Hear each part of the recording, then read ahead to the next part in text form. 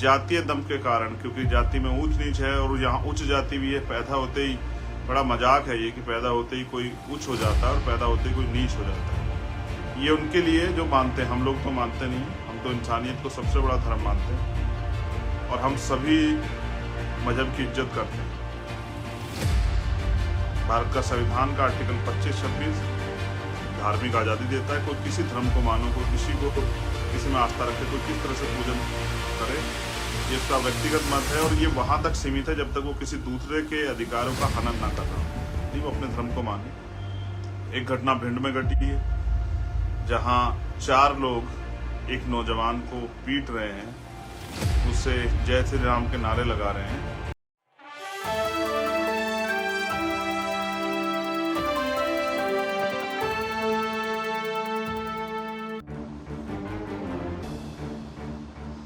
जय भीम, जय भारत, जय संविधान, जय मंडल, जय जोहार। और आप सभी के लिए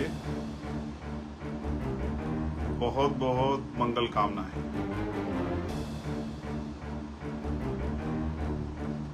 मैं आज के फेसबुक लाइव में आपके बीच हूँ।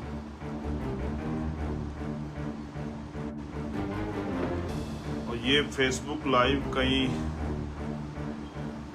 गंभीर मसलों को लेके, जो बहुत सारे कई गंभीर मामले हुए हैं, उनको और उनके बाद जो आज का विशेष है वो है जयपुर में जो सामाजिक न्याय महासम्मेलन हो रहा है 20 अगस्त में।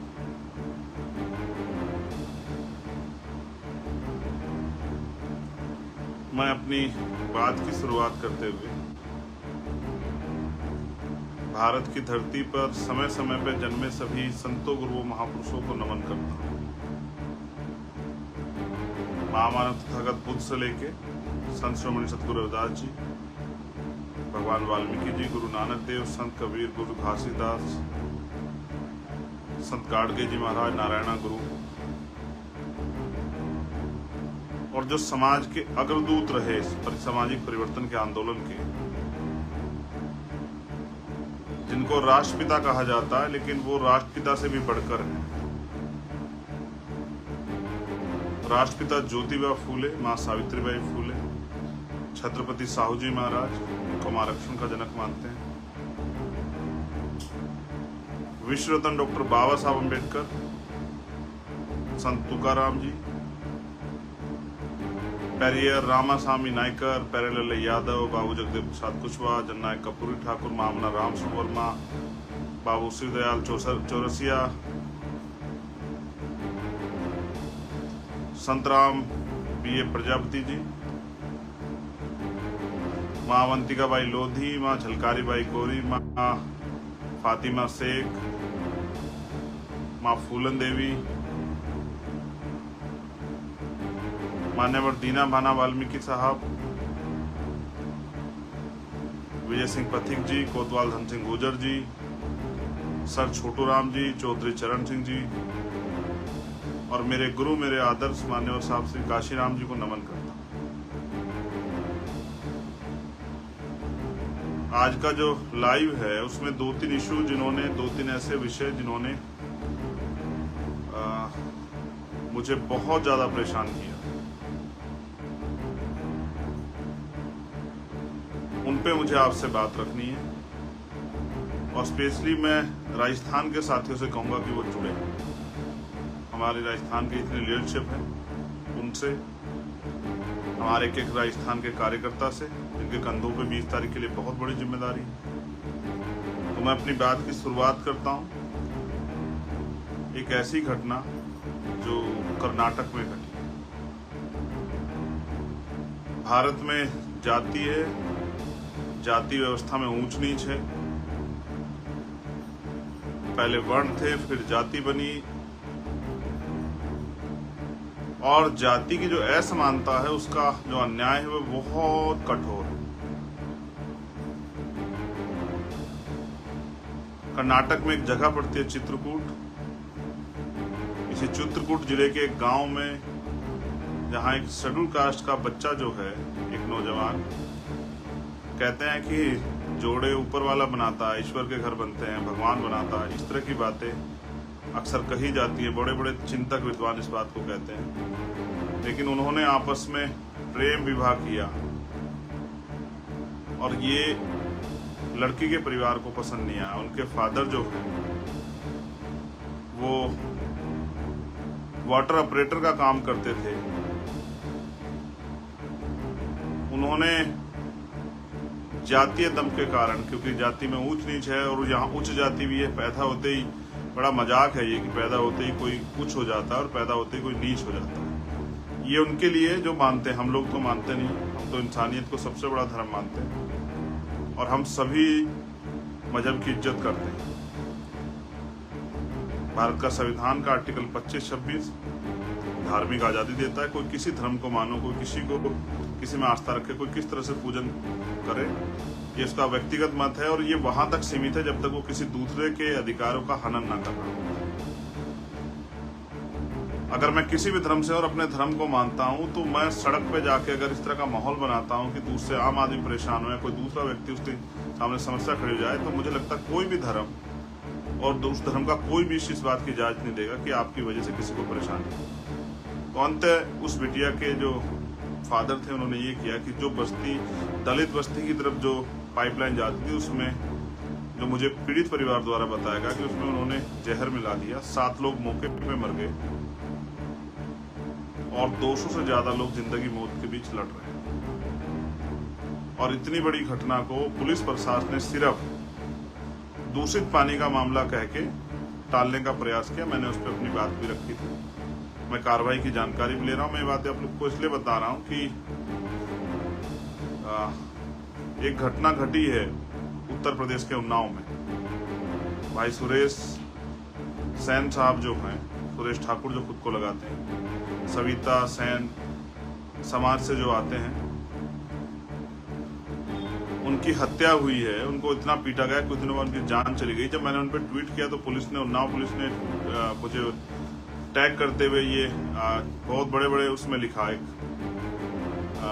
पूरी घटना का एक वो बना के, समरी बना के कि नहीं ऐसी कोई बात नहीं, उन पर चोट के निशान नहीं थे, उनका बीमारी से वो अस्पताल गए थे, वहां उनकी डेथ हुई। तो किस तरह से पुलिस जो है मामले को दबाने का काम करती है सरकार के सारे पे। ये बात मैंने इसलिए आपको बताई कि सरकार के लोगों ने भी कहा और प्रशासन के लोगों ने कहा कि ये मामला दूषित पानी का था, तो उससे अन्य किसी बस्ती का कोई एक भी आदमी इफेक्टेड क्यों नहीं हुआ। ये मामला दूषित पानी का नहीं, ये दूषित सोच का मामला है। जो हीन भावना, जातीय दम, जातीय दमन, जातीय कुंठा, जाति व्यवस्था की वजह से बनी हुई है देश में, ये उसका मामला है। इसलिए हम लोग जो हैं जाति व्यवस्था के बहुत कठोर विरोधी, शायद हमसे ज्यादा जाति व्यवस्था कोई विरोधी ना हो, और हम चाहते हैं जाति व्यवस्था को डायनामाइट लगा के उड़ा देना चाहिए। इंसान बन जाए और उसका एक ही मजहब, उसको जो सबसे पहले पालन करना चाहिए वो इंसानियत। अगर उसे दूसरे की तकलीफ पे तकलीफ होती है तो फिर उसको इंसान माना जाना चाहिए। बाकी उसको धर्म की आजादी, वो अपने धर्म को माने। एक घटना भिंड में घटी है जहां 4 लोग एक नौजवान को पीट रहे हैं, उससे जय श्री राम के नारे लगा रहे हैं, फिर वो उससे जातिगत नारे लगा रहे हैं, फिर वो कह रहे हैं कि भाई ये कहो कि तुम हमारे बापों को जिस तरह की बात कह रहे हैं। उसकी वीडियो भी बन रही है बाकायदा, वो एक सामाजिक संदेश है। उसका अपराध ये है, उस बच्चे से मेरी आज बात हुई, सुरेश जी की पत्नी से मेरी कल बात हुई थी, लेकिन उस बच्चे से आज मेरी बात हुई और उसने मुझे बताया कि उसने सिर्फ, उसका अपराध ये था कि उसने अपनी जो भी उसके पास व्हीकल था उस पर चाटाव लिखवाया हुआ था। इस बात से नाराज होकर उन्होंने उसको पीटा और इस तरह के उसको अपशब्द कहे। मैं समझता हूँ कि अगर श्री राम भी होते तो शायद वो ये ना कहते कि भाई इस तरह से मेरे लोगों द्वारा पिटो और इसके मेरे जिंदाबाद के नारे लगाओ।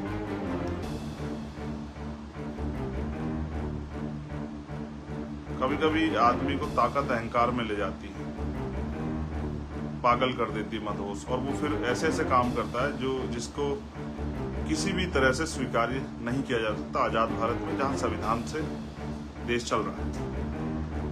तीसरी घटना, आज हमारी टीम गई थी भिंड में। बहन तोला गुजर की है जिनके साथ अन्याय हुआ। उससे पहले भी एक बच्ची के साथ राजस्थान में अन्याय होता। राजस्थान में आम बात है, लेकिन मुझे तकलीफ है। हमारे वरिष्ठ लीडर्स जो हैं वो वहां गए थे। मुझे उम्मीद है कि संघर्ष के जरिए हम अपने इस परिवार को न्याय दिलाने में सफल हो पाएंगे। और चौथी घटना है नू मेवात की, जिसको आपने देखा किस तरह से लगातार साजिश हो रही है। स्पेशली बीजेपी के लोग, मुझे कहने में कोई परहेज नहीं है, मेरे मुंह पे कोई तालाबंदी नहीं है।